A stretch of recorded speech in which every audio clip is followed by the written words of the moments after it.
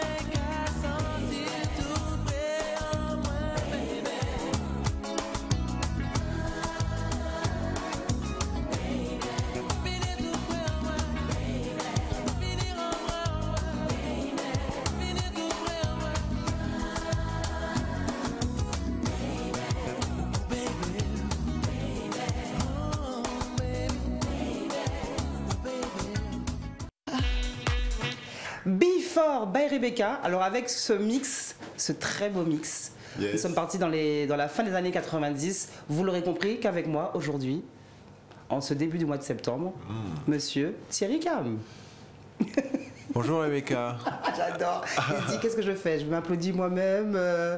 Je crie hurrah, heureux d'être là, heureux d'être sur le plateau d'Éclair TV. Ouais, c'est vrai que je suis très content d'être sur le plateau d'Éclair et en plus, les gens ne le voient pas, mais il est là, Mario, ouais. Et on évoquait en antenne les bons souvenirs. Les bons souvenirs. Parce que les débuts de ma carrière, en tout cas télévisée, avec les clips, la seule télé qui passait des clips en boucle et qui a fait buzzer les artistes, c'était Éclair TV. Quoi. Et puis en plus, c'est bien parce que tu vas être un peu chauvin en disant ça, puisque Éclair était à Basse-Terre. Voilà. Et on rappelle que monsieur Thierry Cam vient de Saint-Claude. Saint-Claude. Donc voilà, j'avais jusqu'à faire un pas et j'étais à Éclair TV. Et il y avait toutes ces émissions de variété qui étaient faites de façon très très live, quoi. Tu vois, c'était super. Mario. Ouais, je sais plus qui c'est qu'il y avait comme animateur. Des fois, il y avait. Qui c'est qu'il y avait? C'est Nadé, je sais plus, mais en tout cas, on était en contact direct avec l'animateur et puis on se levait, on allait faire notre prestation. Promis, moi, j'étais pas encore là. Non, tu n'étais pas encore là. Et puis on revenait s'asseoir, on discutait. C'était un système qui fonctionnait super bien. Et c'est vrai qu'il y avait de l'audimat et puis c'est sûr qu'après, quand tu étais passé à Éclair, tout le monde t'appelait. Tout le monde t'appelait dans la rue, parce que tout le monde t'avait vu. Ben là, ça va être le cas. Maintenant que tu peux passer sur Before by Rebecca, bon, là, tu prends l'avion, ça va être un peu compliqué, mais tu verras qu'ils vont tous te rappeler. Oui, super. En tout cas, c'est le but maintenant d'utiliser les médias pour faire sa promo. Pour faire sa promo. Alors justement, Thierry, faut pas que tu en dises trop, parce qu'on a quand même une belle heure à passer ensemble. Oui. On vient de s'offrir un petit plaisir avec ce mix de 3 de tes hits. Ouais. On dit maintenant hit, tube, succès. Coup de foudre, Nuit blanche, Baby, une belle époque. Justement, tu évoquais le fait qu'à l'époque, c'était, alors à part les bons souvenirs sur Éclair, c'était des podiums. Ouais, c'était l'époque des podiums. D'ailleurs, les médias, certains médias organisaient son propre podium. Je sais que Éclair organisait des fêtes, organisait des podiums, mais surtout la plateforme, c'était la télé. C'était le rendez-vous, je dirais, obligé. Ouais. Et puis tu avais d'autres radios qui faisaient des podiums, et puis là aussi, bien sûr, les fêtes de quartier, il y en avait partout. Maintenant, ça s'est réduit, ça s'est beaucoup réduit. Ouais. Mais avant, tu avais une commune, par exemple, je prends la commune de Saint-Claude. Quand j'étais invité pour la fête de Saint-Claude, je faisais la fête de Galard, je faisais la fête de Mornavage. Les vœux du maire. Voilà, toutes les petites sections, tu sais. Et puis après, on terminait par la fête du bourg, qui était l'apothéose, avec le fameux feu d'artifice de la fête de Saint-Claude. Et c'était des grands moments. Et puis j'ai sillonné la Guadeloupe à cette époque-là sur les podiums. Voilà. Alors, il y avait les fameux podiums du Tour aussi. Alors ça c'était effectivement... Avec une télé, la télé locale, la grande télé. T'as failli dire nationale. Ouais, j'avais failli dire nationale. Mais on peut dire, c'était local. Local. Et qui organisait les podiums, mais c'était géant, quoi. Donc alors, on parle de 3 titres. Coup de foudre, Nuit blanche, Baby. Que peux-tu nous dire de ces chansons? Parce que jusqu'à aujourd'hui, elles sont devenues, elles restent des classiques du zouk. Ouais. Thierry Cam, au-delà du titre qu'on va écouter tout à l'heure, qui reste aussi quelque chose qui te marque à la peau aujourd'hui, sur ces titres-là, on est carrément dans l'explosion de ta carrière, on va dire. Oui. Coup de foudre a été le démarrage vraiment rapide. Pour la petite anecdote, j'étais dans le bureau de mon producteur à l'époque, M. Moradel, que je salue, s'il est toujours là. Je pense que s'il est du côté de Paris, je pense qu'il peut nous voir. D'accord. Il va nous voir sur YouTube. Et je me souviens, M. Moradel avait une espèce de réticence pour produire mes chansons. Et puis il me dit, ouais, monsieur Cam, vous faites du dodoïsme, on verra bien si ça marche. Et puis là, il y a Mario qui appelle, et moi j'étais venu le voir pour pouvoir réaliser le clip. Et là, Mario, il a Mario au téléphone et qui lui dit, oui, il y a le son de Thierry Cam qui commence à faire quelque chose de bien en Guadeloupe et tout ça. Et à ce moment-là, je vais faire le clip avec une équipe qui s'appelle Valparaiso. Ouais. Et donc lui, il voulait, j'avais un petit budget, machin. Il voulait un truc genre tourné dans une pièce. Tu sais, comme il faisait beaucoup avant des chansons filmées. Moi, j'avais des idées plus grandes. Sur le canapé, puis la belle fille qui rentre dans l'appartement, dans la maison. Je dis non, je veux une étendue de sable. Et donc, je vais voir Valparaiso. Pour savoir que Valparaiso, c'était une équipe qui organisait des documentaires pour l'émission Thalassa de France 3. Et à ce moment-là, je discutais avec eux. Je leur dis, j'aimerais bien avoir une étendue de sable. Ils me disent, le sable, le désert... Il faut aller en Tunisie. J'ai dit, oubliez, monsieur Moradel. Chez moi, il y a ça. Non, même pas. Je dirais, oubliez, monsieur Moradel. Jamais il paiera des billets pour qui que ce soit pour aller tourner. Donc, je dis, qu'est-ce que je peux faire? Et là, je discute avec ma belle-sœur, qui était à l'époque modèle, qui faisait des photos, qui m'a dit, ah ouais, j'ai fait des photos à un endroit pas loin de Paris, ça s'appelle la mer de sable, à Arménonville. Ah oui, oui. Et puis là, c'est comme super touristique en plus. Voilà, c'est comme un désert et tout. Tu pourrais tourner ton clip là-bas. Et alors, tout de suite, j'appelle les gars de Valparaiso, je leur dis, on va tourner à la mer de sable. Ils me disent, ok, super. Je dis, mais surtout, vous tirez rien, monsieur Moradel. Et puis, on est parti tourner. Je crois que je vais mettre une tirelire et te faire mettre 1 euro chaque fois que tu diras le nom Moradel dans ton faut pas le dire. Si, tu peux le dire. Ouais, mais c'était le producteur de Moradisque. Alors, à ce moment-là, On va tourner là-bas, on passe, il fallait louer le site. Tu ne pouvais pas tourner comme ça. Ouais. Donc le gars de Valparaiso, donc le directeur de production, il va discuter avec eux et puis finalement il arrive à trouver un petit deal, je crois, on a donné un défraiement. On a pu tourner sur le site, on a mangé sur le site. Et puis après, le budget que j'avais pour le clip était 3 000. Il a finalement grossi. Quand la facture est arrivée, ça, les producteurs adorent. C'était 15 000. Mais 15 000 à l'époque, c'était pas énorme pour lancer la promo. Et là, après, Mario, Éclair FM, reçoit le clip. Et commence à jouer le truc. Enfin, Éclair TV. Éclair TV. Et commence à jouer le truc. Et là, ça commence à buzzer. On n'utilisait pas le mot buzz à l'époque. Ça commence à prendre et la chanson commence à monter dans les radios. Et M. Moinel me dit ouais, il paraît que votre truc commence à marcher un petit peu en Guadeloupe. Bon, faut penser à aller en Guadeloupe faire la promo. Et puis au mois de novembre, vous irez en Martinique. J'ai mon ami Michel Nicole qui veut éventuellement. Ce sont de belles anecdotes. Hein. Là, moi, je revois ces années où on se dit en fait. Éventuellement vous recevoir.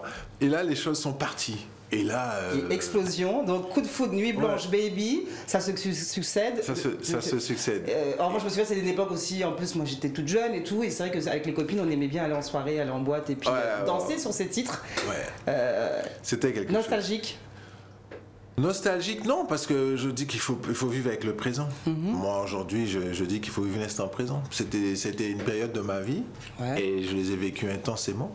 Aujourd'hui, je vis autre chose. Donc, je vis intensément aujourd'hui. Aujourd'hui, c'est toi, moi, sur le plateau d'Éclair TV. Donc, dans Before by Rebecca. Dans Before by Rebecca. Donc, c'est le plus beau moment de ma vie, c'est maintenant. Alors, justement, on s'est vu ces derniers jours. On a un peu discuté. Et puis, alors, j'avais voulu lancer l'émission comme ça, finalement j'y pense maintenant, donc on va en parler tout de suite. Alors souvent on lit sur les réseaux sociaux, enfin surtout sur internet, que Thierry Cam aurait été découvert par Kassav. Et Thierry Cam tient à corriger ça. Parce que pas qu'il n'y ait pas de respect pour Kassav, parce que Kassav en plus c'est un groupe qui t'a beaucoup inspiré, parmi tout ce qui t'a inspiré dans la musique. Mais tu tiens à rendre hommage à un monsieur de la musique. Oui, bien sûr, Jacob. Mais c'est vrai, pour juste corriger un petit peu le truc, en fait, il y a un amalgame. Et je ne sais pas pourquoi. Et tu sais, il y a des fois des gens qui réécrivent ta bio, notamment sur Wikipédia et tout ça. D'ailleurs, il faut que j'aille corriger ça. Oui, je crois. Donc, ils mettent découvert par Kassav. Je dis non. J'avais participé à un concours de chant parrainé par Kassav qu'on appelle le Rêve entier. Mais à la suite de ça, j'ai rencontré César Dursin. Bien après, c'était à l'époque où il s'était venu pour enregistrer, se préparer pour le film Siméon. Donc c'était tout voilà. Il y avait Frédéric Caracas, tout ça. Ils étaient tous dans un hôtel à Orgosier. Et là, je vais au culot comme ça. Je vais rencontrer César Dursin. Et la façon dont ça s'est passé, en fait, j'avais eu son numéro de téléphone, je l'appelle, et il me dit, ouais, qui êtes-vous, machin, je lui dis qui je suis, je dis, oui, je vous ai vu à Éclair TV, vous parliez de Patrick Benoît, et vous dites que là, vous voulez vous lancer dans la production de jeunes et tout ça, donc je l'ai pris au culot, j'ai dit, voilà, je suis un jeune et je cherche un producteur. Il m'a dit, bon, écoute, on peut se voir demain, rendez-vous au rond-point de Grand Camp, là, à côté du supermarché. Je dis, ok, je dis à quelle heure? Il me dit, rendez-vous à 9h. Je dis, waouh, j'habite Saint-Claude, mais je prendrai le direct qui part à 6h du matin. J'ai pas de voiture. Pas de voiture. Donc, j'arrive là, je suis arrivé à 7h05 ou 7h10. Oui, parce que ça se ratait pas un rendez-vous avec César Dursin. Non, ça se rate pas. Je suis là à 7h, 8h, 9h, 9h15, je vois personne. 10h, 11h30, je dis, il m'a oublié. J'étais à 11h, 11h30, midi 15. Et je vois une Fiat Uno Bordeaux qui arrive, qui passe, et je le vois. Donc je fais des grands signes. Il m'a dit, bon, t'es mal, on t'a oublié, hein? Moi, j'ai pêché crabe, et puis... Et puis on change quand on est en rendez-vous. On dit, bon, passez là, tout hasard. Et puis il m'a dit, ah, mais t'es courageux. Donc là, il me prend, il m'emmène chez lui. Et là, on passe un moment. Tu sais déjà ce que tu veux faire comme musique, ou quand tu fais justement ce concours, le Rêve entier, oui, j'ai mon idée. T'es déjà dans le zouk, t'es déjà dans les textes que tu veux aussi transmettre à ton public. J'ai mon idée, j'ai tout ça, mais c'est vrai que moi, je voulais juste suivre des conseils et pouvoir mettre le pied à l'étrier. Et César Dussin m'offre cette opportunité. Il m'invite chez lui, il m'invite à manger, il écoute les démos que j'avais faites à l'époque, que j'ai eu le temps de faire avec le fils de Gordon Anderson. J'ai passé plus d'1 an chez Gordon en région parisienne. On a travaillé dans la cave, on a fait plein d'essais, c'était un vrai laboratoire, mais j'avais sorti des trucs qui étaient bien, mais pas satisfaisants. Je fais écouter à César, il me dit c'est pas mal, mais c'est, tu sais, Moradis, il va dire que c'est pas nécessaire, hein, c'est pas commercial, nanani, nanana. Mais attends, il prend son téléphone, il appelle Frédéric Caracas. Ouais, Fredo, je suis avec un jeune là, il a des trucs, est-ce que je peux passer ça peut être pour le projet qu'on veut faire ensemble. Ils avaient un projet commun qui s'appelait Coup Double.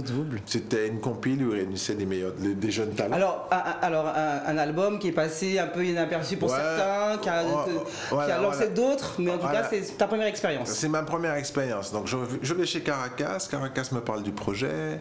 Entre-temps, je vois Saint-Éloi qui arrive parce qu'il est en train de travailler avec Frédéric sur un de ses albums.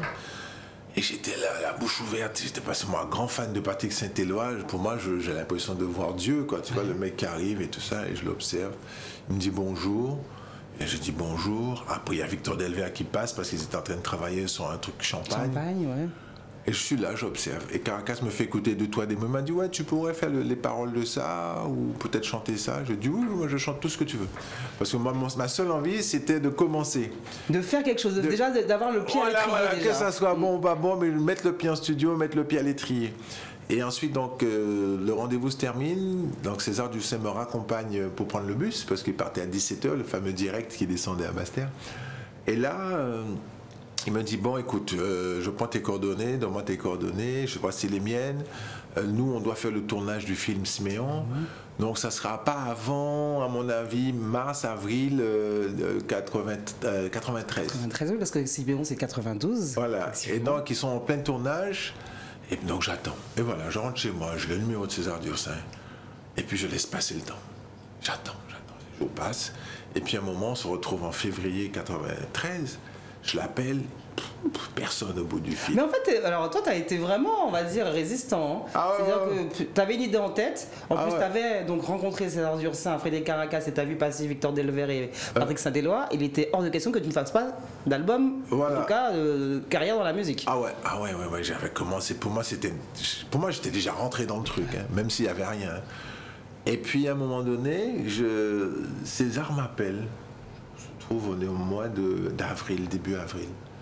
Ouais, c'est César, est-ce que je peux parler à... Bonjour, je suis bien à la maison de Cam, est-ce que je peux parler à Thierry Cam? Le dit, c'est lui-même. Ah, quand fait-il mal? Bon, il faut que tu sois en France au plus vite au mois d'avril, là, au mois de mai, vraiment dernier carat, parce qu'on va enregistrer. Et je dis, mais comment je fais? Je suis en Guadeloupe. Il me dit, bon, déjà, Moradis, il ne va pas envoyer de billets, donc tu débrouille-toi pour venir. Si tu veux être en studio. Donc du coup, il y a mon papa qui est là. Moi, à l'époque, je ne gagne pas des masses, je fais des stages, des machins. Et mon papa me dit, ok. Mon papa m'a poussé, m'a pris un billet là. Parce que c'est vrai qu'on peut lire aussi qu'au-delà de ces rencontres, hein, alors, c'est la blague un peu facile à faire, je voulais rendre à César ce qui appartient à César. Ouais. Mais au-delà de cette rencontre avec César Dussin et Frédéric Caracas, en fait, on lit souvent qu'il y a eu donc papa, là tu nous apprends que papa a donné cet argent pour le billet d'avion. Et puis il y a ton frère aussi, Patrick, qui est lui sportif, mais que tu es dans le sillage de ton frère. Voilà, je suis là. Et à ce moment-là, quand je rentre en France, forcément, je vais chez mon frère. Il m'accueille. Et donc là, je suis chez lui. Et à ce moment-là, j'arrive. Et je recommence à appeler César. Silence radio, plus personne. Mais ça a duré genre 15 jours, 3 semaines. Je dis, attends. Il est occupé avec Kassav. Voilà. Sûrement. Je suis rentré et puis plus rien du tout. Et une fois, j'appelle. Et je sais qu'il partageait un appartement avec Jean-Philippe Martelly. Dans le 17e, là. Et puis, ne me dis pas que tu t'es permis de te ramener devant la porte de l'appartement. Non, ils m'ont appelé et puis après il m'a invité. César m'a invité après là où il habitait. Ouais. Et puis il fallait qu'on discute du studio, des trucs. Et à ce moment-là, les choses démarrent. Frédéric Caracas est en studio. C'était un studio à Pigalle. On appelait studio digital. C'était les premiers studios digitaux avec les SSL et tout. Et on décide de travailler là. Et d'ailleurs, l'ingénieur du son s'appelait Stéphane. Je dis rien ripé parce qu'il est le pauvre, il nous a quittés. Et c'était lui qui faisait le son, Frédéric et tout ça. Et je me retrouve à faire tout ça en studio, à regarder comment ça se passe et tout.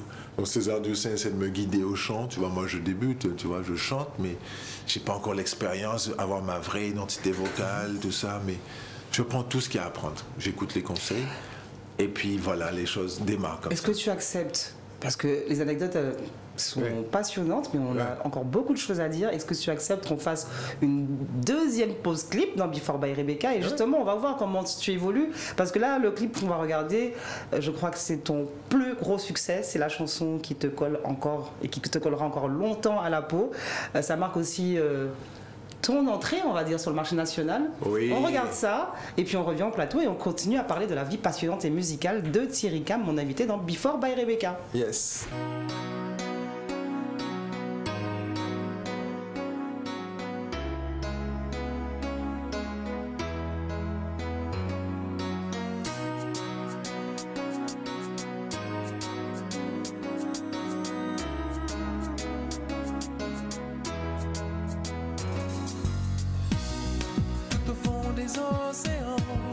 J'irai chercher ton reflet.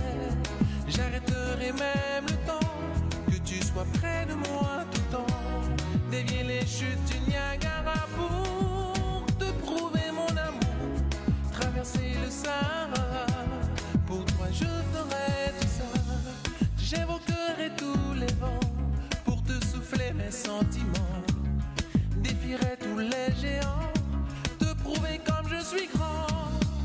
Ce petit bonhomme que je suis n'a qu'une idée, qu'une seule envie, vouloir t'aimer pour la vie. Tout au fond des océans, j'irai chercher ton reflet. J'arrêterai même le temps que tu sois près de moi tout le temps. Dévier les chutes du Niagara pour te prouver mon amour. Traverser le Sahara, pour toi je ferai tout ça. Hypnotisé par ta voix, par ton odeur et ton aura, je ferai tout ce qu'il y aura pour te sentir près de moi. Ce court instant que l'on vit, ce simple passage qu'est la vie, je veux t'aimer aujourd'hui. Tout au fond des océans, j'irai chercher ton reflet. J'arrêterai même le temps que tu sois près de moi tout le temps. Dévier les chutes du Niagara pour te prouver mon amour. Traverser le Sahara, pour toi je ferai tout ça. Envahi par une telle obsession, je me sens ivre de toi.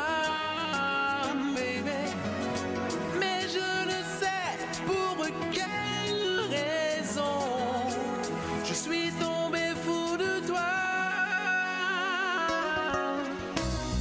Tout au fond des océans, j'irai chercher ton reflet. J'arrêterai même le temps que tu sois près de moi tout le temps. Dévier les chutes du Niagara pour te prouver mon amour. Traverser le Sahara, pour toi je ferai tout ça.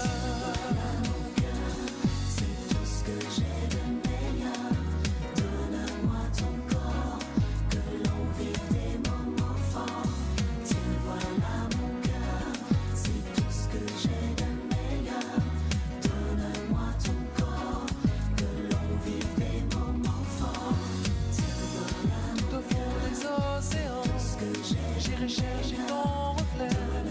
J'arrêterai même le temps que tu sois près de moi tout le temps. Dévier les chutes du Niagara pour te prouver mon amour. Traverser le Sahara, pour toi je ferai tout ça. C'est tout ce que j'ai de meilleur.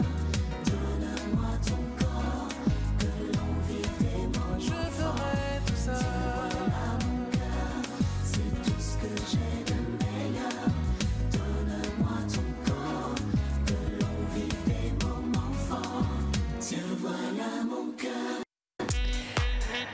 Before by Rebecca avec Thierry Cam. Alors, tu sais pourquoi je souris? Parce que je sens m'imaginer que ton anecdote sur tes débuts avec César Durtin et la clique n'est pas terminé, donc il va falloir continuer à en parler.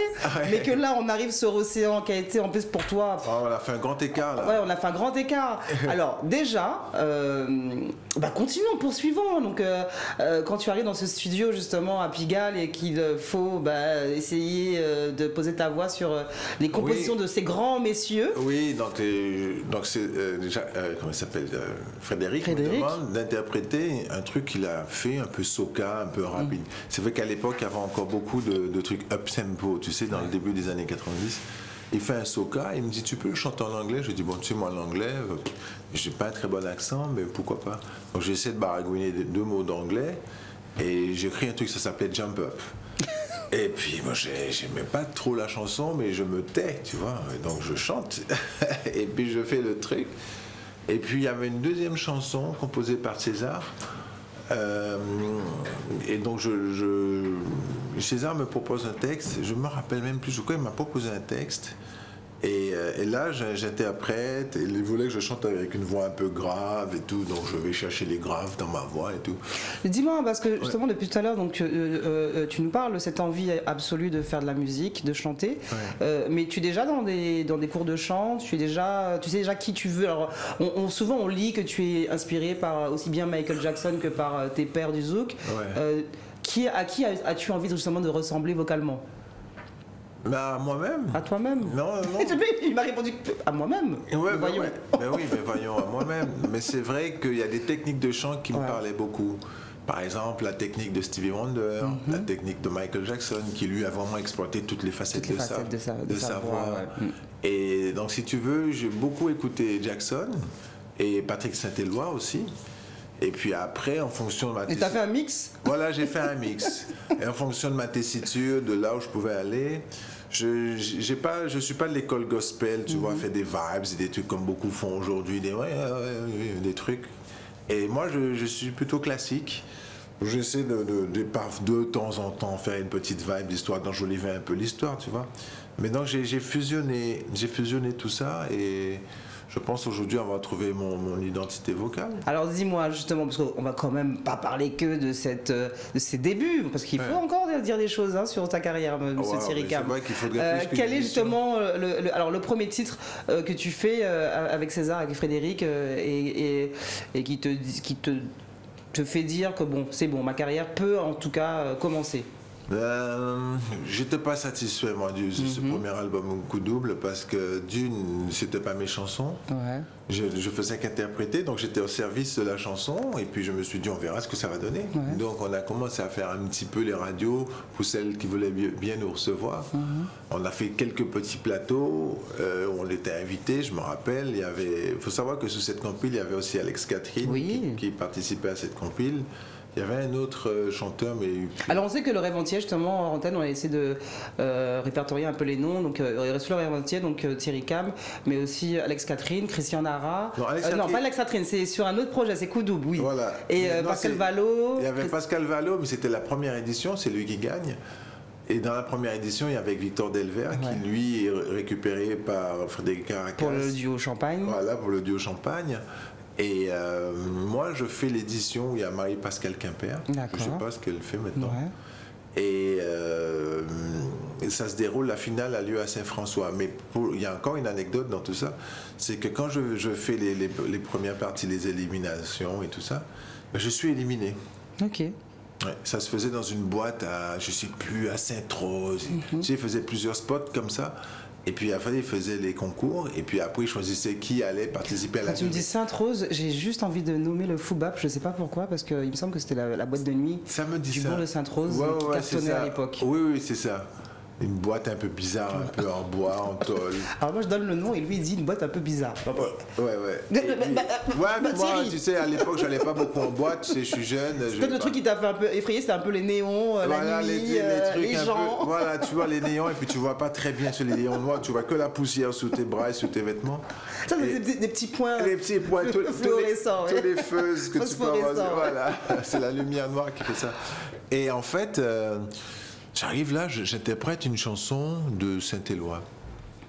Et puis le présentateur, je ne dirais pas son nom, mais très connu, qui était animateur sur une radio très connue ici.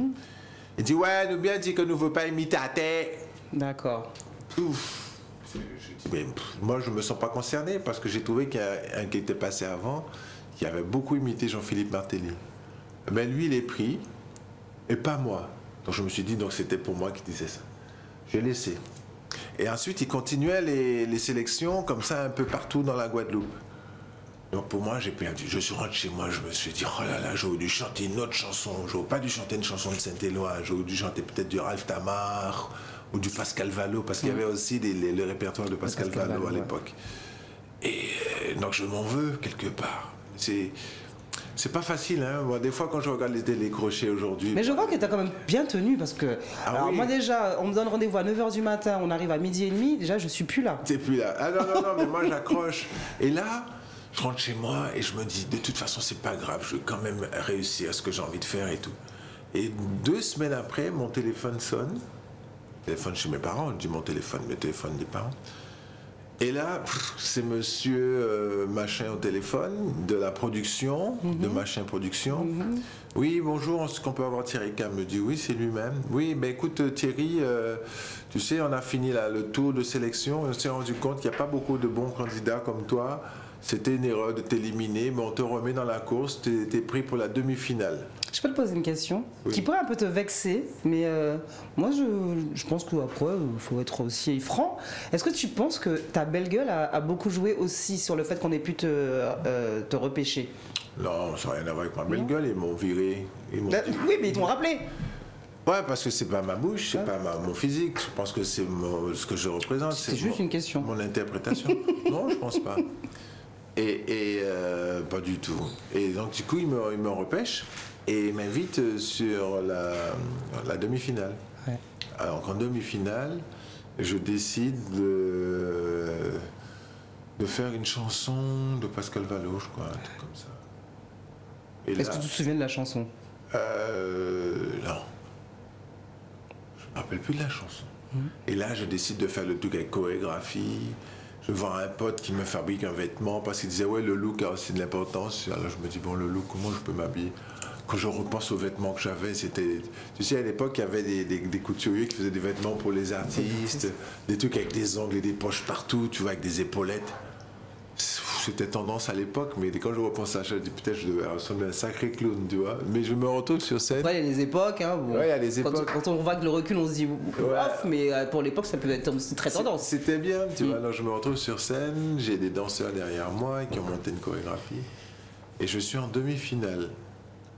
Et là, je fais mon truc, mon numéro, mon show, et c'est là que ça plaît, mais pas suffisamment pour accéder à la finale. Ok. Donc je suis éliminé en demi. Et j'avais un stress, j'avais envie d'être bon. Je connaissais la chanson par cœur. Et à un moment donné, le stress a un peu noué ma voix. Tu sais, j'ai eu 2 couacs dans la voix. J'ai fait, oh merde, 2 couacs. Mais c'est pas grave. Et puis il y avait Jocelyne Béran qui était dans le jury, qui vient me voir et me dit, ah, j'ai beaucoup aimé ta prestation, je t'ai trouvé sur scène très séduit. C'est peut-être un peu atypique, un peu hors du commun pour l'époque. Voilà, c'est ça. J'ai beaucoup aimé, alors moi je t'encourage à continuer. Et moi je lui dis de toute façon, avec ou sans rêve antillais, je réaliserai mon rêve, comme ça je lui dis. Voilà, et justement alors le rêve, parce que tu m'as dit qu'on avait fait un grand bond, hein, effectivement, quand on passe de Baby à Océan. Oui. Je sais plus combien d'années il y a, mais justement, alors le petit... Parce que Baby c'est 97. Ouais, le petit Saint-Claudien, pas sûr de lui, qui quand même se prend quelques râteaux de ses pairs, et puis arrive avec un titre qui va en maison de disque en Natio. Voilà. Aujourd'hui, avec ce titre, que ce soit un public hexagonal, local, africain et autres, on connaît la chanson par cœur. Ouais. On te la demande encore souvent. Si tu ne la chantes pas, c'est même pas la peine. Ouais, c'est même pas la peine. Et dis-nous, parle-nous d'Océan, justement. Oui. Alors, je sais que tu en as beaucoup parlé. Je sais que chaque fois, tu dois parler de ce succès. Mais bon, ça te colle à la peau. Hein, oui, Océan, c'est quelque chose. Là, quand on a parlé de Baby, on est en 97. Ouais. Et Océan sort en 2000, l'album Simplement. Et pendant cette période-là, entre 97 à 2000, je sors un petit EP, on appelle ça EP, c'était un maxi qui avait 3 titres. qui s'appelle Enflammeo, où je fais un clip avec une jolie fille noire où on voit Je me des souviens, elle flammes. était mannequin en Guadeloupe, puisque j'ai Oui, vu le clip quand j'ai oui. préparé l'émission. Oui, oui, oui. Et en fait, à l'époque, il n'y avait pas encore les techniques de flammes numériques, c'est des vraies flammes qu'on a mis, tu vois, à un moment donné, le lit s'enflamme, la maison s'enflamme. Et c'est un ami à moi qui était pyrotechnicien à l'époque et aussi magicien, tu vois, il fait de la prestidigitation, que je salue, il s'appelle Jean-Marc Seymour, Ok. qui est le mari de Valérie Tribord aujourd'hui. Je les ai présentés, puis ils se Ils ne se sont plus jamais quittés. Ils se sont plus jamais quittés. Et quoique, l'histoire a un peu changé. Et J'adore parce qu'il a les anecdotes aussi bien intimes que professionnelles. le temps Voilà, et l'histoire bon. a changé un peu, mais je les aime beaucoup, Valérie et Jean-Marc. Et là, c'est les vrais. Et je me rappelle, c'était Raymond Philogène qui était réalisateur avec Kali qui était à la caméra. Khalil Sarkis, ouais. Khalil Sarkis. Et Khalil il dit ouais, c'est ça qu'on a fait là. Et Raymond il dit ah moi je sors, moi dit fait. Et puis tu sais en plus on a fait ça, on n'avait pas de pompiers, on n'avait rien. On a pris ça. Et c'était la Tu nous as fait un coup vraiment à la Michael Jackson, voilà. en fait. Et c'était la tante de Jean-Marc qui a prêté sa maison pour Ok, ça. en plus. Le lit, moi j'ai pris le lit de ma grand-mère qu'on a mis dans une camionnette, qu'on a emmené dans la maison parce qu'on voulait un lit en ferraille, parce qu'il ne faut pas un lit en bois, il va s'enflammer. Donc on a pris un lit en ferraille qu'on avait repeint couleur or. On a mis un vrai matelas, des vrais draps et tout, et puis on a aménagé. C'était vraiment, fallait montrer que l'amour est si passionné Voilà. ça brûle. Ouais, exactement. Et c'est ça que je voulais. Et on a fait des scènes à la Pointe des Châteaux. À l'époque, il y avait des petits trucs, des espèces de petits carpets dans l'eau et tout ça. Donc ça, c'était un super moment. Et après, 98, donc là, on est sur Enflammea. Le temps passe, et en 99, je rencontre... donc je connaissais déjà un peu Gilles Fleureau. Ouais. Et Gilles Fleureau me dit ouais, on n'a jamais rien fait ensemble, on se croise tout le temps sur les plateaux, les prestations et tout ça. Ça serait bien qu'on fasse un truc ensemble. Alors je dis ouais, tu sais Gilles, mais à ce moment-là, comment je fais? Je viens en Guadeloupe. Vous n'avez pas encore l'internet. Et en plus, vous êtes du même secteur tous les oui, deux. Hein. Gilles est de Gourbert. De Gourbert, toi de Saint-Claude, ouais. Donc on se voyait souvent. Il avait un bateau, il adorait la pêche. Il avait un bateau qui s'appelait 50-50. D'ailleurs, il avait sorti un album qui s'appelait 50-50. C'est une espèce de bateau cigarette comme ça. Et des fois, on se levait à 4h du matin, on allait pêcher dans la crique de Vieux-Fort. On allait jusque dans la réserve de Cousteau à Pigeon, tu vois. Je me rappelle les balades sur le littoral. Pigeon bouillante. Ouais, Pigeon bouillante, ouais. Et sur le littoral, et puis tu vois les lumières qui s'allument, et tu prends les odeurs de café qui viennent jusque dans la mer, tu vois. Et je dis à Gilles, ouais, c'est beau. Il me dit, ouais, t'imagines ça belle, ni monde qui peut pas vivre ça. On a de la chance de vivre ça. Les lumières s'allument, les odeurs de café arrivent dans tes narines. Et puis on fait le littoral, et puis quand on arrive à la réserve de Cousteau, t'as les tortues, les machins. Je dis, Gilles, c'est interdit de pêcher. Il me dit, je sais. Mais il lâche quand même sa ligne. Et puis il remonte des poissons. Il pêchait dans la réserve. Et puis on a passé du bon temps. À un moment donné, on a refait notre balade. Et c'est Saint-Éloi qui vient nous rejoindre. Oui, parce que c'est vrai que Patrick aussi était de grand fan de pêche. Voilà, et il est très très bon ami avec Gilles. Ouais. Et puis moi, grand fan, donc je le rencontre et c'est là qu'il me dit, ouais Thierry, j'aime bien ce que tu fais. Et c'était là, on est en 94 pour l'anecdote. Ouais. Et on se retrouve sur une plage à Petit-Anse, on fait à manger. Bon, bien sûr, il y avait le maillot jaune, je ne vais pas dire le nom. Ouais. Et là, ça descend à grande vitesse. Et moi, je suis, oh, comment ils font? Et après, il y a d'autres amis qui sont venus nous rejoindre par la mer en jet ski. Et là, Saint-Ola me dit, qui vient faire du jet ski avec moi? Tu veux venir, Thierry? Je lui ai dit oui. Il m'a dit, bon, excuse-moi, je suis pas tellement... je suis un peu pompette. Et puis je monte derrière lui, on part à toute vitesse, et puis on se ramasse au milieu de l'eau comme ça. Puis... Mais c'était drôle, tu vois, je me retrouve à aider Saint-Éloi à remonter sur le jet ski. Mais moi, je vis un rêve, tu vois. Et c'est peut-être ça, des fois aussi, qui donne de l'inspiration et de la joie pour créer, pour réaliser des chansons, en fait. Bien sûr que si. Et Patrick, moi, j'étais au petit soin, je l'aide à monter sur le scooter, on repart. Après, il me dit, tu veux faire? J'ai dit, d'accord. Donc, il fallait replonger pour que lui passe derrière, et moi, je passe devant. Et puis, on est parti. On s'est bien amusé. Et ça, c'était un moment intense. D'ailleurs, il y a même une photo qui circule un petit peu sur les réseaux où on me voit avec Gilles Fleureau et puis deux amis qui étaient là. Moi, je l'avais vu, je crois, sur tes réseaux sociaux à un moment. Ouais. Ça, c'était une belle époque. Et donc, c'était pour souligner un peu ce petit moment avec Gilles et tout ça. Et tout ce moment-là, donc Gilles me dit qu'on pourrait travailler ensemble. Et je dis, OK. Donc, on a commencé à essayer de réfléchir sur des chansons et tout. Et puis voilà que le 22 juin 99, moi je me en juin, donc moi je me prépare à rentrer en Guadeloupe. Je dis cet été on va bosser parce que je prépare un album pour 2000. Ouais. Et là mon frère m'appelle vers 14h. Non, c'était un peu plus tard dans l'après-midi avec le décalage horaire. Il me dit voilà, il nous a quittés. Moi, j'ai l'impression d'avoir perdu un frère. Moi, les bras m'en tombent. Je ne sais plus quoi faire. Je crois que c'est assez j'allais dire marrant, non, mais c'est assez marquant parce que je crois que cette date-là, elle reste figée dans le temps chez tout Antillais, en fait, qui aimait la musique de Gilles. Qui aimait la musique de Gilles et qui aimait Gilles. Et en plus, un lendemain de fête de la musique, donc c'est pas rien. Donc c'est pas rien, tu peux pas oublier ça. Il y a 22 ans. Ouais, exactement. Et à ce moment-là, je dis, waouh. Puis le temps passe. Je fais mon deuil de Gilles Fleureau, j'écoute toute sa musique. Mon petit frère Dario, lui, va à la Fnac et il rachète tous les albums de Gilles Fleureau. Et puis après, quand c'était l'ère de la numérisation, il m'a envoyé tous ces trucs-là qu'il a numérisés, il me les a envoyés, donc je les ai dans ma playlist à la maison, dans mon ordinateur. Et j'avais l'album de Gilles, je crois que c'est le Cristal, qui m'avait dédicacé et que j'ai offert à la mère de ma fille et qui l'a gardé précieusement. Alors, toutes ces anecdotes, il faut quand même qu'on regarde un peu aussi tes clips, qu'on aille dans le temps. Ouais. Alors, j'ai pas retenu le clip de Enflammé, mais qui suit Before by Rebecca n'a qu'à aller sur YouTube et taper Thierry Cam Enflammé. Le clip est disponible. J'ai choisi un autre titre. Je rappelle que nous sommes en direct sur la page Facebook d'Éclair FM, d'Éclair TV, en direct aussi en radio. Première diffusion ce soir, ce vendredi, 20h30, en télé. On regarde un autre clip, un troisième, pour le coup, la troisième pause de musique, et on repart dans les anecdotes qui sont tellement passionnantes de Thierry Cam dans Before by Rebecca.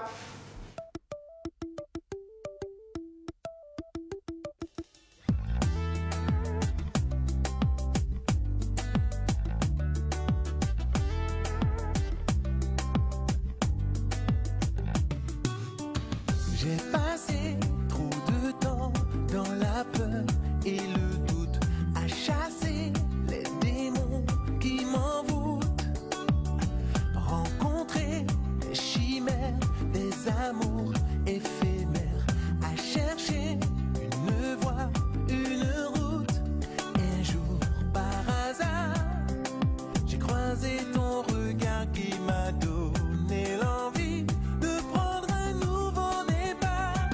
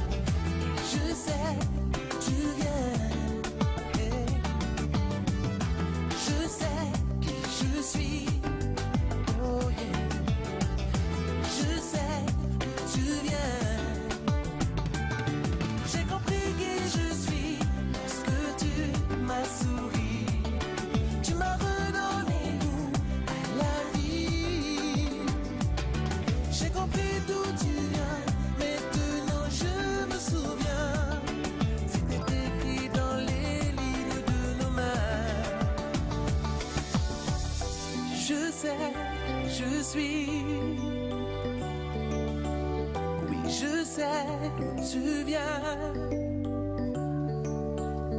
Je sais, je suis. Yeah.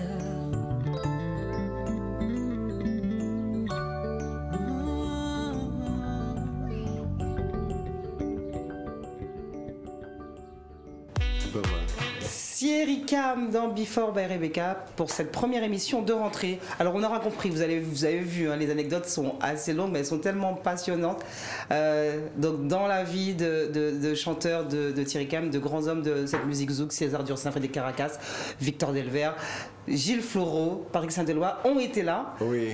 Parlons quand même maintenant de... Alors on va peut-être faire un gros bond, mais on va peut-être revenir encore un peu sur les débuts. D'accord. Comment justement, parce qu'on avait vu juste avant ce clip de J'ai compris, le clip de Océan, Oui. Thierry Cam, qui nous fait honneur en nous représentant, il faut le dire, en représentant la musique zouk, Ouais. au-delà de nos frontières, Ouais, mais sur le marché national. Oui, c'est rigolo de dire au-delà de nos frontières sur le marché national, alors que j'étais déjà au-delà des frontières. C'est vrai. Parce que depuis l'époque de Coup de foudre, Nuit Blanche, Ouais. j'avais été invité en Afrique, à Libreville, pour une récompense, ça s'appelait à l'époque les Africa Music Awards. Ouais.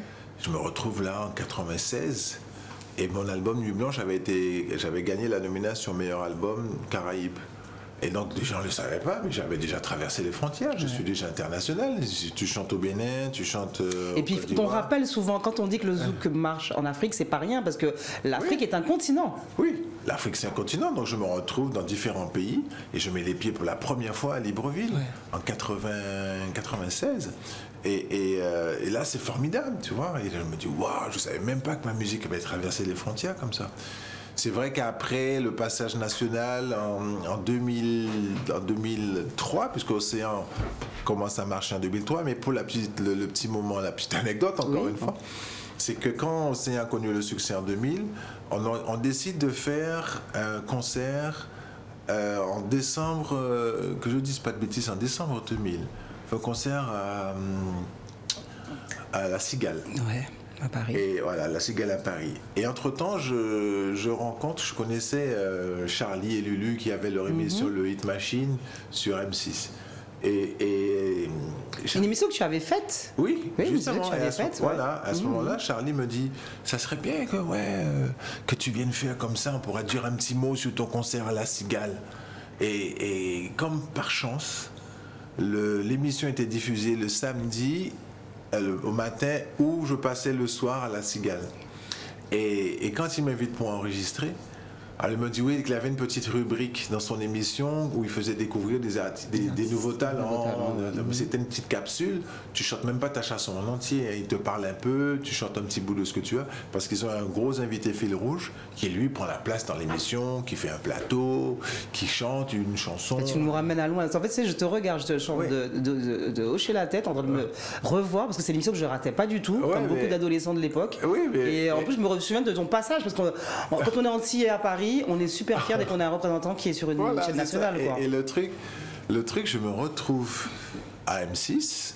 Donc, on devait arriver à une certaine heure et tout. Moi, je suis plus qu'à l'heure. Je suis bien en avance. Et là, j'attends. Et Charlie vient me voir dans ma loge et me dit, bon, on a un petit souci. Alors, je dis, waouh, j'espère qu'il ne va pas me dire qu'on ne peut pas te faire passer. Il me dit, bon, notre invité fil rouge, qui était Anastasia, un souci, elle ne peut pas venir. Donc, l'invité fil rouge, c'est toi. C'est toi. Mais en fait, en plus, alors dans les coups de malchance de tes débuts, il y a quand même des coups de chance d'après, en fait, à chaque fois. Ah ouais, des gros coups de chance. Et là, donc, les potes qui étaient venus me soutenir, donc tu as Marie-Paul Tribord, Valérie Tribord, tu as Laurent Romain, avec qui la chanson a été réalisée, la chanson Océan. Il y a Mao Tayek, qui est lui le guitariste, qui joue les guitares sur Océan, sur Mémoire de femme. Et Mao, à l'époque, c'était le chef d'orchestre d'Alpha Blondy. Okay. Donc Mao, il arrive à se libérer, il dit je viens aussi. Et on se retrouve là, donc M6, ils installent une batterie sur scène, ils installent tout. Laurent a dit bon, comme c'est du playback, moi je me mets à la batterie. Je le vois bien. Voilà, il lâche ses cheveux comme un rocker. Tu as Valérie Marie-Paul, toujours fidèle à elle-même, très jolie. Mao à sa guitare, voilà. Et puis moi au chant. Et là, je chante et je me dis, bon, peut-être que les gens ne connaissent pas ma chanson. C'est que des trucs français qui passent là, des trucs américains, des trucs internationaux, nationaux. Je vais arriver avec ma chanson, machin. Et là, j'arrive sur la scène. À un moment donné, déjà, on te place avant de lancer le tournage. Quand je suis placé, et j'entends que ça crie. Je dis, mais pourquoi ils crient? Ils ont vu quelqu'un d'autre. Moi, je regarde si je vois pas passer quelqu'un d'autre. Non, c'était moi. En fait, ils t'ont bien reconnu. Ouais, Thierry. Je dis, c'est quoi ça? Et puis là, tu as toutes les filles, mais il y a des filles antillaises qui suivent aussi ça, mais qui connaissent ma musique.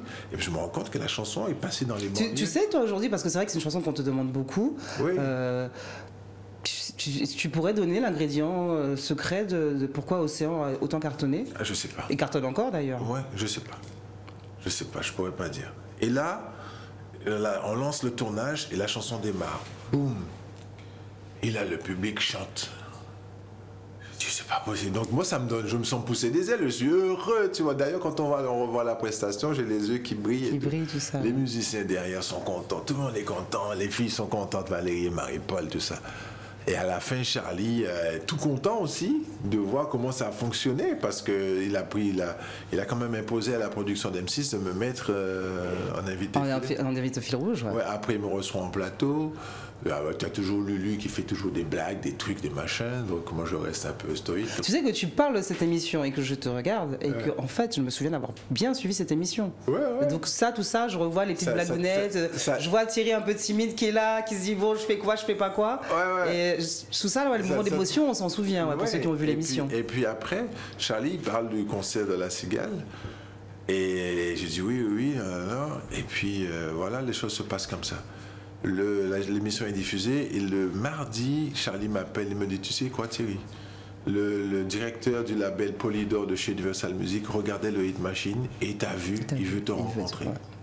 Il a dit, c'est quoi cet ovni? Donc du coup, Charlie, qu'est-ce qu'il a fait? Tout de suite, il a appelé la prod et leur a dit d'envoyer la VHS. À l'époque, c'était des VHS. Oui, c'est des cassettes, des cassettes.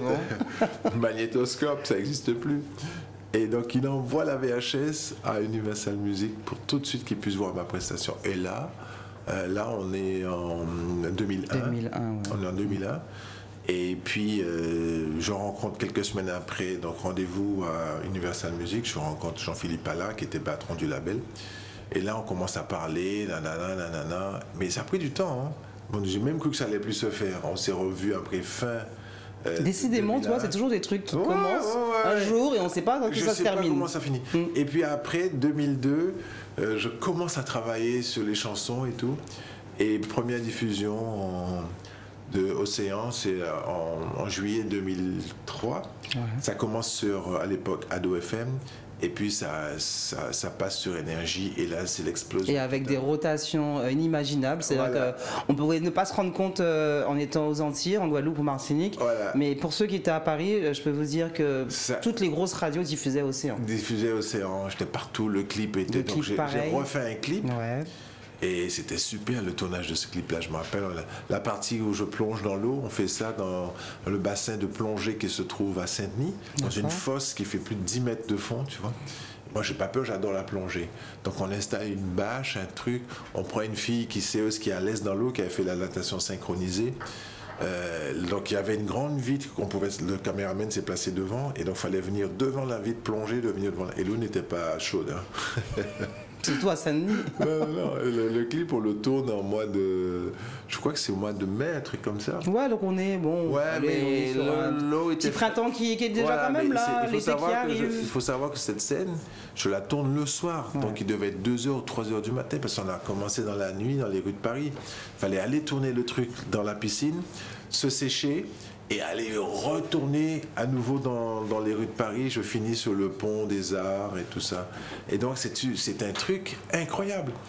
Et là, la chanson cartonne, le clip cartonne. Et puis, je me retrouve après nominé aux Energy Music Awards. Et donc, je me retrouve à Cannes en 2004, en janvier 2004, pour justement par rapport à la chanson. Ce qui est marrant, c'est que nous sommes en 2021, et vous voyez, hein, Thierry connaît chaque petit détail de chaque anecdote qu'il a pu vivre. C'est assez troublant quand même. Ah oui, quand même. Je crois qu'on là, on va nous faire l'émission la plus longue de l'histoire de Before by Rebecca, sache-le. Ah ouais. Toi-même, tu t'es plaint, tu m'as dit 1 heure, c'est pas assez. Je pense qu'on va arriver à 1h30 facilement. Wow. On va se refaire une petite pause clip quand même, parce que c'est important aussi de voir tout ça en musique et en images. On rappelle qu'on est en direct sur la page Facebook d'Éclair FM, d'Éclair TV et en radio, et que la première diffusion télé, c'est à 20h30 le vendredi sur Éclair TV.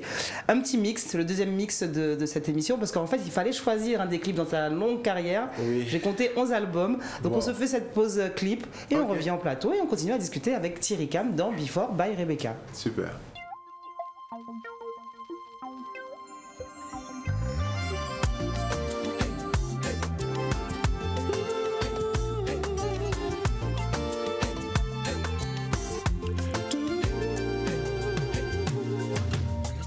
Un peu spéciale, elle est célibataire.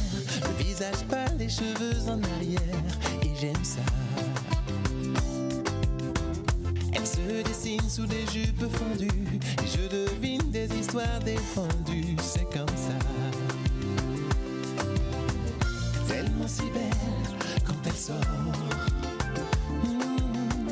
Tellement si femme, je l'aime tellement si fort. Elle a les yeux revolver, elle a le regard qui tue. Elle a tiré la première, m'a touché, c'est foutu. Elle a les yeux revolver, elle a le regard qui tue. Elle a tiré la première, m'a touché, c'est foutu. Et moi qui fais tout ça, moi père, mais n'est plus loin qu'il a soleil qu'à l'effet. Où nous fait ça toucher tous les délais d'éternité. Ça qui nie entre nous, c'est l'idéal. Pour l'amour, pour nous mettre les voiles. Ça qui nie entre nous, ça pas banal. On lumière, on éclaire, on étoiles. L'amour idéal. L'amour idéal. L'amour idéal. On lumière, on éclaire, on étoiles. Ça qui nie entre nous, ça qui nie entre nous, c'est l'idéal.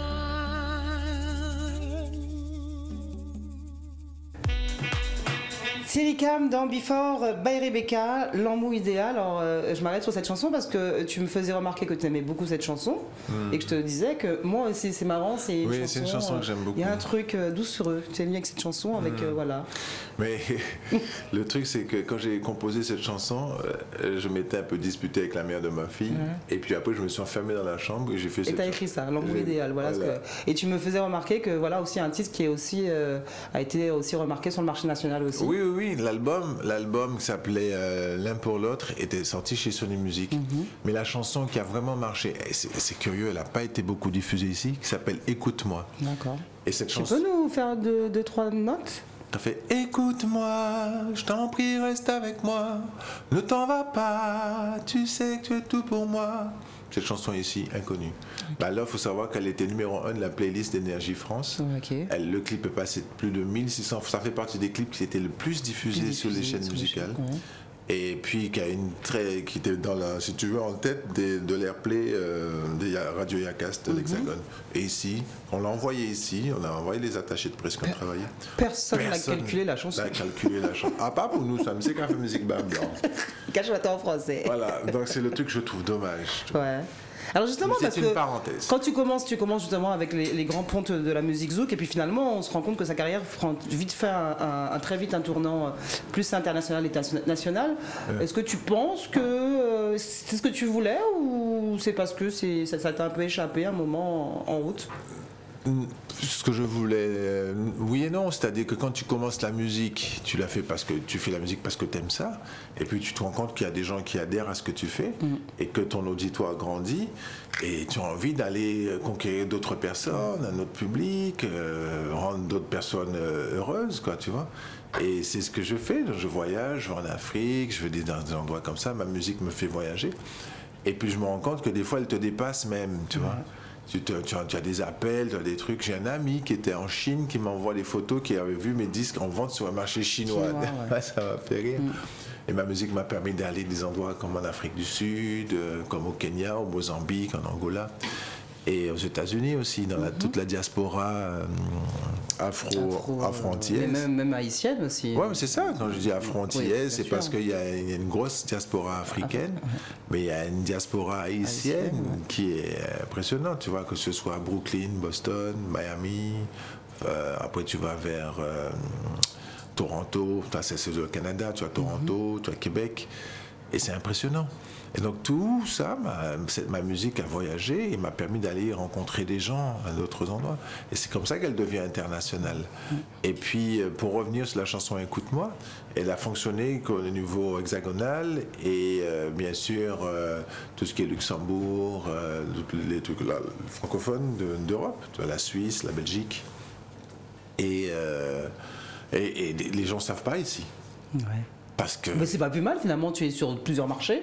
Oui, mais le truc c'est que j'ai toujours un petit sentiment amer parce que j'aimerais que les gens suivent de chez toi, de chez moi, et savent ce que je fais à l'étranger, et puis écoute ce que je fais. C'est pas parce que la chanson a une connotation un peu plus funk, mais toujours avec des bases zouk, des bases caribéennes. Aujourd'hui, c'est en train de changer, tu vois. D'ailleurs, oui, on fait plus attention à ce que les nôtres font ailleurs. Voilà. Peut-être avec les réseaux sociaux, on a plus accès aussi à ce qui se fait. Ouais, mais c'est même pas ça. C'est que même des artistes de chez nous font une musique qui n'est pas forcément zouk. La plupart des jeunes aujourd'hui font quasiment plus de zouk. Hein. C'est un côté dancehall. Quand tu écoutes la musique de Kalash, ça n'a rien à voir avec la musique zouk.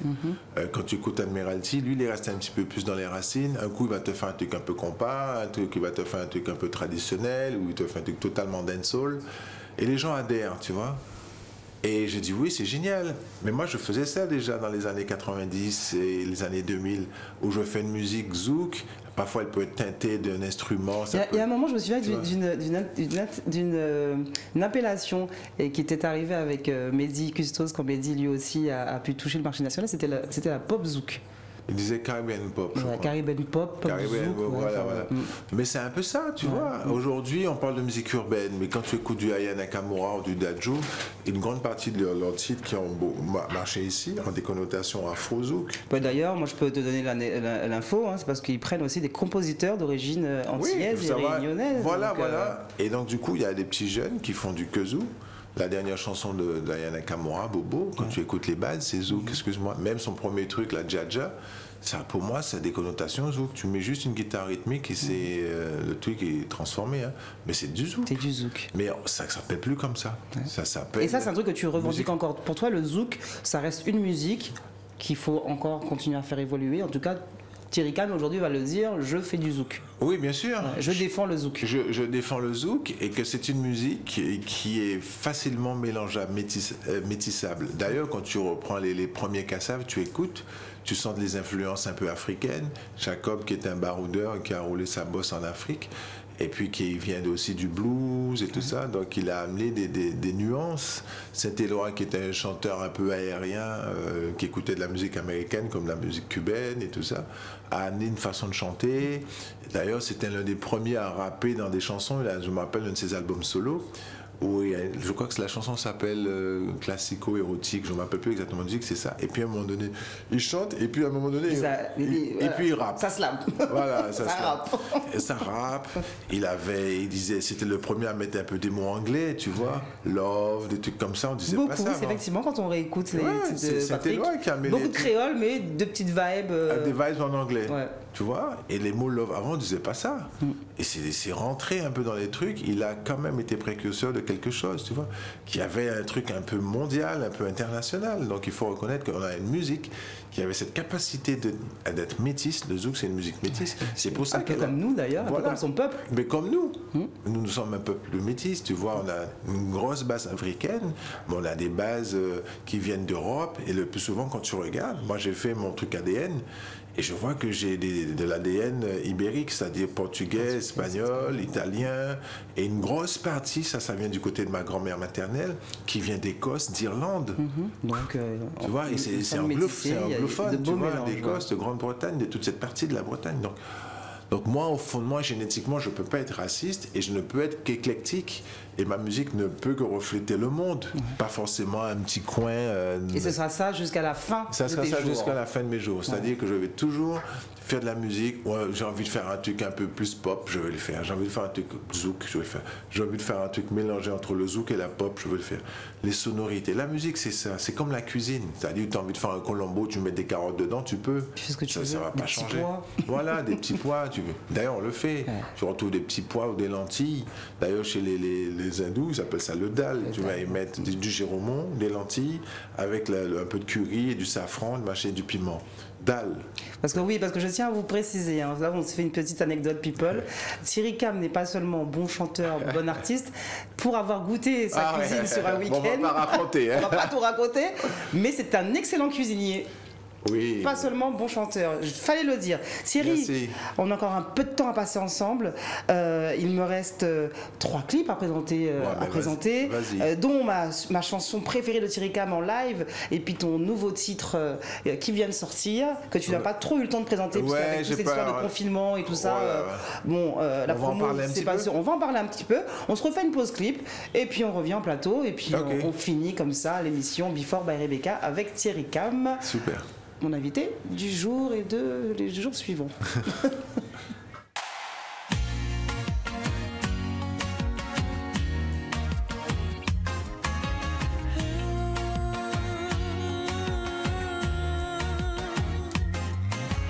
Tu sais comment me faire rire. Tu sais toujours quoi me dire. Tu sais ma tristesse.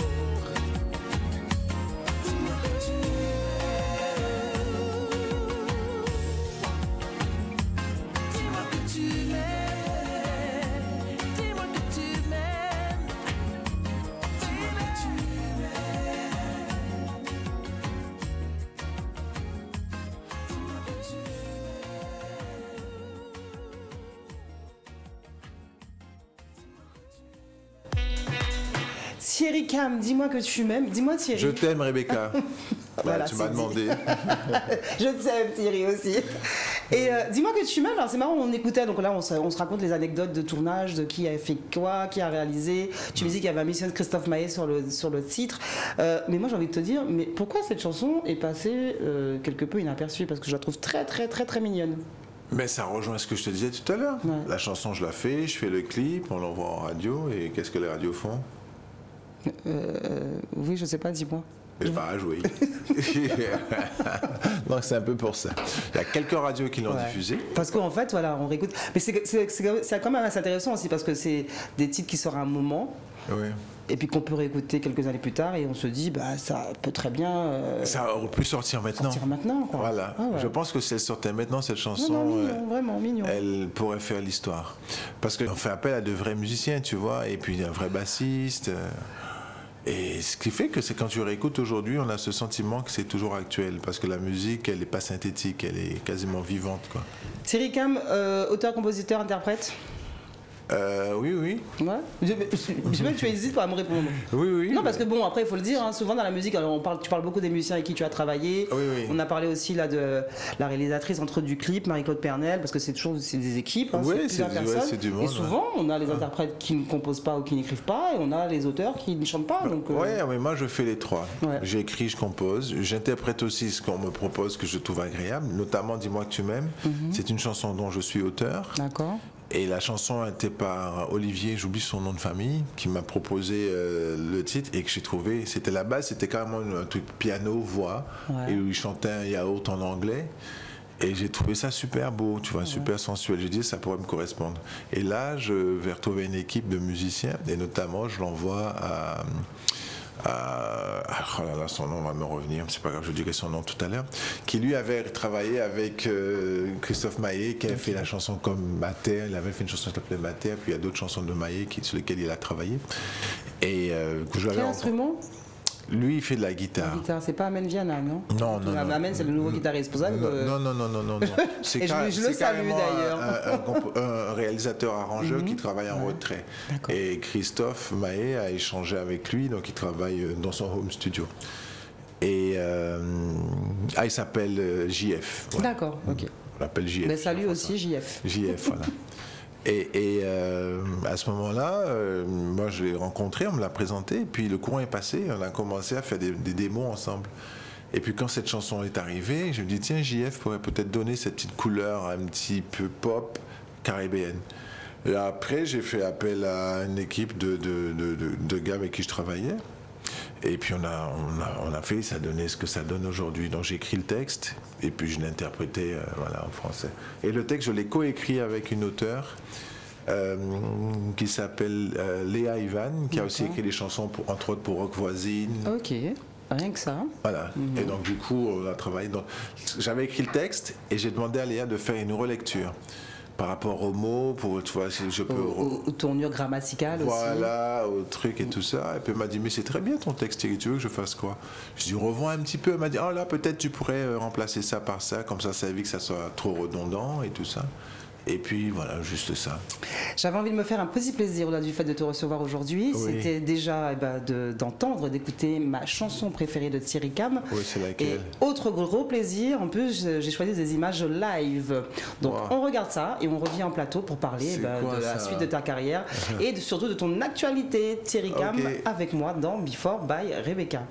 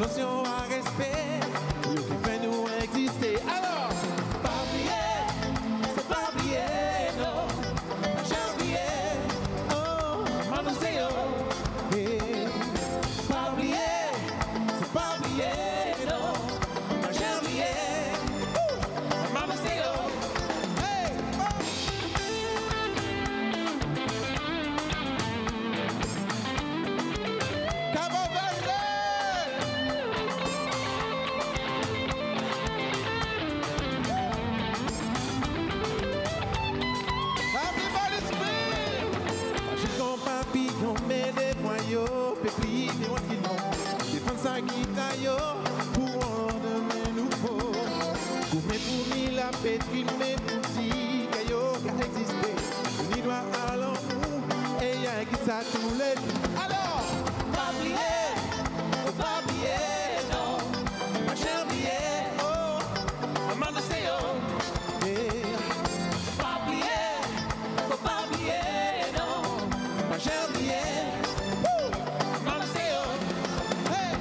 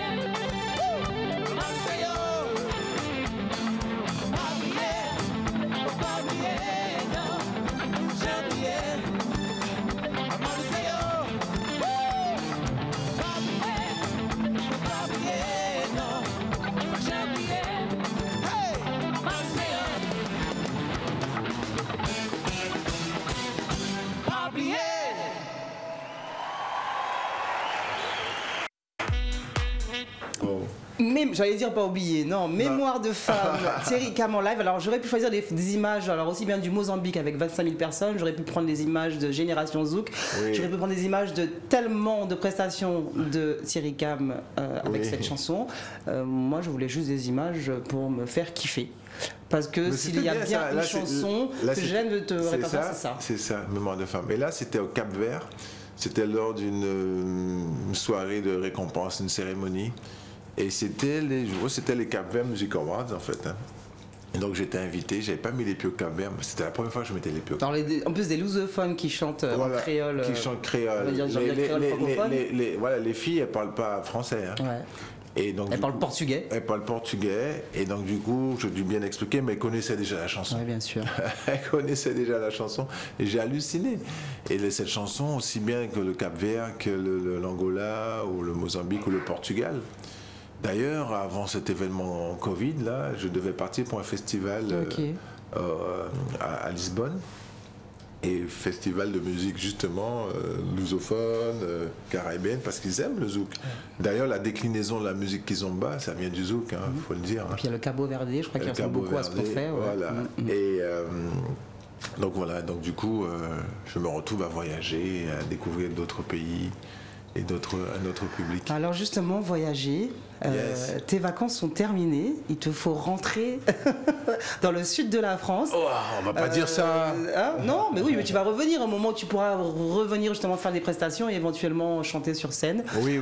Ton actualité, alors tu étais venu comme chaque année, hein, juillet, août, tu viens, tu appelles les amis des médias pour dire hey, les gars, j'ai un nouveau truc. Voilà. Et puis voilà, pour te faire plaisir, te ressourcer au pays. Voilà. J'ai presque envie de te demander quelle est ton actualité aujourd'hui? Mon actualité, c'est ici et maintenant avec toi, et puis surtout de parler de cette chanson qui est sortie, qui s'appelle Tu fais battre mon cœur, et qui est un single en prémisse d'un projet d'album. Et cette chanson, on peut la retrouver sur toutes les plateformes maintenant. Avant, on disait, ouais, voilà le single, voici le CD, voici le LP, le vinyle. Maintenant, il faut aller sur Spotify, Deezer, toutes les plateformes de téléchargement légal. Voilà, de streaming et de téléchargement légal. Et puis le clip, on le dit sur YouTube. Voilà, le clip, donc il est visible sur YouTube. Donc il est sur j'ai créé une chaîne. C'est ça, maintenant, il faut créer sa chaîne. Et donc j'invite les gens à aller sur ma chaîne YouTube. Thierry Cam. Voilà, Thierry Cam officiel, donc la chaîne YouTube, et de regarder le clip de Tu fais battre mon cœur. Et puis on peut retrouver Océan, on peut trouver tout ce que j'ai fait, un petit peu ma discographie, des autres clips qu'ils peuvent regarder, des trucs qu'ils ne connaissent pas de moi, qu'ils pourront découvrir. Et puis c'est une chaîne que, à l'avenir, que je vais commencer à alimenter un petit peu parce qu'il faut lui donner vie à sa chaîne. Donc je suis pas très réseaux sociaux, je suis un peu feignant là-dessus. Il suffit de payer un community manager, par exemple. Voilà, donc il faudrait que je puisse m'occuper de ça et commencer à être un petit peu plus actif, plus dynamique sur les réseaux. Et voilà, donc c'est un nouveau challenge. Donc à la rentrée, ça va être un peu ça. Et puis travailler sur des nouvelles chansons. Et puis continuer la promo de Tu fais battre mon cœur, que les radios le diffusent bien. Et donc il y a des radios, notamment la radio Zouk par excellence ici, qui le joue bien. Voilà, j'ai appris que j'étais numéro 2 du hit parade. Génial. Donc c'est plutôt. Tu verras, ça passera aussi en boucle sur Éclair FM. Mais c'est vrai qu'il y a Éclair Radio. Ah oui, mais je te dis, en plus, nous sommes encore en direct jusqu'à quelques minutes. 96, 101 et 103.2 voilà. FM. Donc Éclair, je suppose, le boost. Il faut que j'espère que je serai premier alors dans le hit parade. Écoute, je t'enverrai un WhatsApp et je te dirai, voilà, c'est fait. On l'a tellement boosté que ton titre est diffusé. Donc, retour dans le sud de la France, tu n'es plus sur Paris. Tu es venu, en fait, tu étais venu faire un peu de promo. Voilà. Ça a été un peu, tu as fait comme tu as pu. Ouais, ça avait bien démarré. Donc on a fait et puis il a fallu se confiner. Voilà, on a fait des showcases à droite à gauche et puis après, il fallait tout arrêter, confinement. On peut te souhaiter un bon retour. Alors un bon retour, j'allais dire chez toi, non, un bon retour dans l'Hexagone et puis on espère te revoir une fois que tout sera plus calme. Oui, bien sûr que oui. Mais des projets là qui vont se matérialiser? Mais les projets, c'est travailler sur des nouvelles chansons. Ouais. En espérant... Faire un 12e album? Oui. Comme j'ai compté, hein, Thierry, tu as 11 albums, 10 dont un best-of. Voilà, donc il faut que je sorte un autre album. Donc c'est ça l'objectif, et donc travailler de nouveaux singles et puis qui feront partie d'un projet d'album que les gens pourront découvrir sur les plateformes. Et sinon, il faut suivre Thierry Cam sur les réseaux, sur Internet. Voilà. Donc du coup, il peut me suivre sur Instagram, Thierry Cam officiel, sur Facebook, pareil aussi Thierry Cam officiel, parce que il y a eu plein de pages qui sont créées, donc j'ai dû supprimer les pages où les gens racontent n'importe quoi. Je chante un endroit que je suis jamais allé ou des trucs que j'ai jamais dit.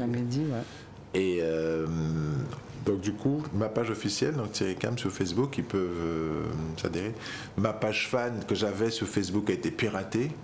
Elle a été volée, je sais pas comment on peut faire ça. C'est ça, tu sais, c'est la rançon du... Oui, donc comme j'avais déjà accumulé pas mal de followers, tu vois, je commençais ma page, et puis elle a été piratée. Là, j'ai vu que c'est une japonaise qui vend des jupes et des slips et des strings. J'ai beau écrire il n'y a rien à y faire, à Facebook, il n'y a rien à y faire.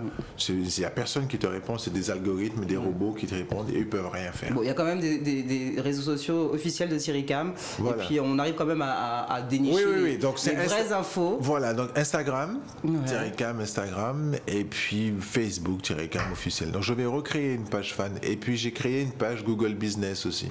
qui vient de naître. D'accord. Donc, qui va relayer un petit peu ce que je fais. Donc, les gens peuvent aller taper Thierry Cam Google Business. C'était le 21e invité de Before by Rebecca. Wow. Thierry Cam, nous étions en direct Il y sur a la page. il y a une surprise, il y a un cadeau pour le... Non, il fallait être le 20e, mais c'était Pour pas toi. pour le 21e. Non, mais le 21e, on est en 2021. Il est impossible, il est incroyable. Thierry Cam, 21e invité de Before by Rebecca. Merci d'être passé avant ton retour dans l'Hexagone, dans le sud de la France. Merci. Merci pour cette musique, hein, j'ai envie de te dire. Nous serons en première diffusion télé ce vendredi à 20h30, deuxième diffusion samedi à 20h, dimanche midi et 21h30, et puis après Moi, je regarderai ça. diffusé. Ça va être mis sur la chaîne YouTube d'Éclair FM, d'Éclair TV. C'était Thierry Cam. Et puis, petit cadeau, bien sûr, à mon invité et aux personnes qui nous suivent dans Before by Rebecca. Bien sûr, ton dernier clip en date, Tu fais battre mon cœur. Battre ton cœur. Et je vous fais un gros bisou et vous dis Bisous à Rebecca, très et bientôt. puis à bientôt. Gros bisous et merci de m'avoir invité. De rien.